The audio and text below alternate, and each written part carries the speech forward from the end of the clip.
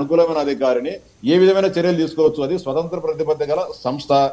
మొత్తం అంతా ఆమె కావాలనుకుంటే మొత్తం రీపోల్గానే ఆర్డర్ చేయొచ్చు. నిజంగా ఏదైనా తప్పు జరిగింటే అన్ని అవకాశాలు కూడా ఈ ప్రజాస్వామ్య దేశంలో అన్ని అవకాశాలు. ఒక్క నిమిషం అండి, రామ్ గోపాల్ రెడ్డి గారు, ఫ్రీ అండ్ ఫెయిర్ ఎలక్షన్ జరిగింది.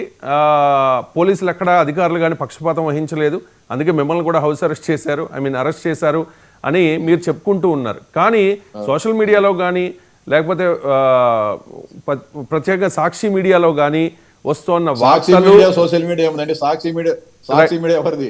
లెట్ మీ అంటే సాక్షి మీడియాలో వచ్చిన అది నిజమా కాదా అని బేరీజు వేసుకునే అవకాశం ప్రేక్షకులకి ప్రజలకి ఉంటుంది కదా. ఒక్క నిమిషం, ఒక్క నిమిషం. బూత్ ఏజెంట్లను ఏ రకంగా ఇబ్బంది పెట్టారు అనే దాని మీద ఆ ఎర్రిపల్లి బూత్ ఏజెంట్లు మునీశ్వరి అండ్ గంగా భవాని ఒక వీడియో రిలీజ్ చేశారు. ఒకసారి వాళ్ళ వెర్షన్ విన్న తర్వాత మీరు కామెంట్ చేయొచ్చు. ఒకసారి బయట ప్లేజ్. మాది ఎరిపల్లి సర్పంచ్ భార్య అని మాట్లాడుతున్నాను. అసలు మేమిద్దరం ఏజెంట్లము. పోలింగ్ బూత్ దగ్గరికి కూడా మమ్మల్ని రానివ్వకుండా ఎందుకు కొత్త వాళ్ళు ఇంతమంది ఉన్నారు, ఏం చేస్తున్నారు అని అడిగినందుకు ఆడవాళ్ళు ఏజెంట్ అని చూడకోకుండా కూడా మా మీద మగవాళ్ళు బయట ఊరోళ్ళు వచ్చి దౌర్జన్యం చేస్తున్నారు. ఎందుకు ఇలా చేస్తున్నారని పోలీసు వాళ్ళు మీరేం చేస్తున్నారని అడిగితే వాళ్ళు మాకేం సంబంధం లేదు, గవర్నమెంట్ వాళ్ళది, ప్రభుత్వం వాళ్ళది, మొత్తం వాళ్ళ చేతుల్లోనే ఉంది అంటున్నారు. ఇదే నా అసలు రాజకీయాలు.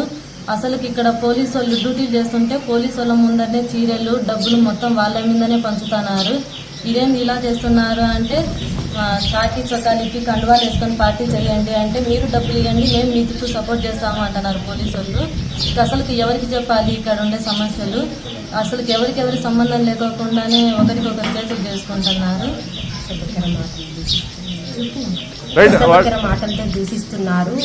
ఇంతగా రాజకీయ కక్షల కోసం, ఇంతగా ఒక జెడ్పీటీసీ పోటీ కోసం ఇంతమంది ఎమ్మెల్యేలు, మంత్రులు, ఎంపీలు ఇంతగా ప్రచారానికి రావాల్సిన అవసరం ఏముంది?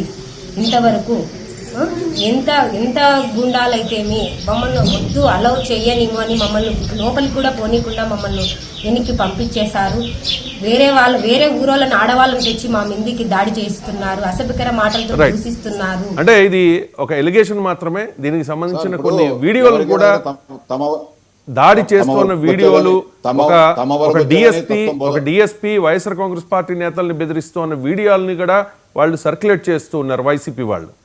అంటే డిఎస్పీ గారు బెదిరించింది. డిఎస్పీ గారికి సంబంధిత కొంతమంది వ్యక్తులకు జరిగిన వాద ప్రతివాదాలు ఎక్కడ జరిగినాయి? జగన్మోహన్ రెడ్డి గారి ఇంటి దగ్గర. అక్కడ ఏదో మాట జరిగినట్టుంది తప్ప అది పోలింగ్ కేంద్రాల దగ్గరనో లేకుంటే కనుక బజార్లో జరిగింది కాదు. ఈ అమ్మాయి ఇప్పుడు మాట్లాడే అమ్మాయి భర్త 2023 ఎన్నికల్లో శాసనమండలి ఎన్నికల దగ్గర నేను పోటీ చేశా. ఎన్ని మాటలు ఓటేసింది వచ్చాడు అడగనే. ఎన్ని మాటలు వాళ్ళ మూడు వచ్చి దొంగ ఓటు, అతనికి ఓటు లేనప్పుడు పులివెందుల పోలింగ్ కేంద్రాల దగ్గర ఉండాల్సిన అవసరం ఏమొచ్చింది? అంటే మీరు చేస్తే ప్రజాస్వామ్యం, వేరే వాళ్ళు చేస్తే అప్రజాస్వామ్యమా? ఇంకా నేను పాతదండి 10 ఏళ్ళు 20 ఏళ్ళ క్రితం పక్కన పెడదాం. 2023 మార్చిలో జరిగిన శాసనమండలి ఎన్నికల్లో ఇదే అవినాష్ రెడ్డి గారి అనుచరులు, అవినాష్ రెడ్డి గారి పిఏ రాఘవరెడ్డి దాదాపు 300 మంది లింగాల పోలింగ్ కేంద్రంలో పడి రిగ్గింగ్ చేసింది వాస్తవమో కాదా? ఇది చెప్పండి. ఇది ఒకటి చాలు నాకు. డిబేట్ ఉండేవాళ్ళు ఖచ్చితంగా మిగిలిన వాళ్ళ అభిప్రాయం కూడా తీసుకుంటాను.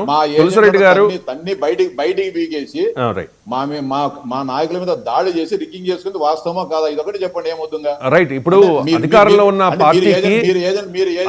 ఉన్న పార్టీకి ఆ వెసులుబాటు ఉంటుంది. ఎందుకంటే అధికారులు ఖచ్చితంగా వాళ్ళు ఇష్టపూర్వకంగానో లేకపోతే ఒత్తిడితోనో ఖచ్చితంగా అధికార పార్టీ చెప్పినట్టు చేయాల్సింది. కాబట్టి అధికార పార్టీకి స్థానిక సంస్థల ఎన్నికల్లో కాస్త అడ్వాంటేజ్ ఉంటుంది అనేది వాస్తవం. రైట్. ఇక తులసిరెడ్డి గారు, ఎన్నికలు జరిగిన తీరు మీద మీ కామెంట్ ఏంటి? అక్కడ మనకొస్తున్న సమాచారం మేరకు ఫస్ట్ ప్లేస్లో టీడీపీ, సెకండ్ ప్లేస్లో కాంగ్రెస్, థర్డ్ ప్లేస్కి మాత్రమే వైసీపీ పరిమితం అవుతుందట. నిజమేనా? ఇక్కడ 2-3 అంశాలు. ఇంతకుముందు రామ్ గోపాల్ రెడ్డి గారు చెప్పారు.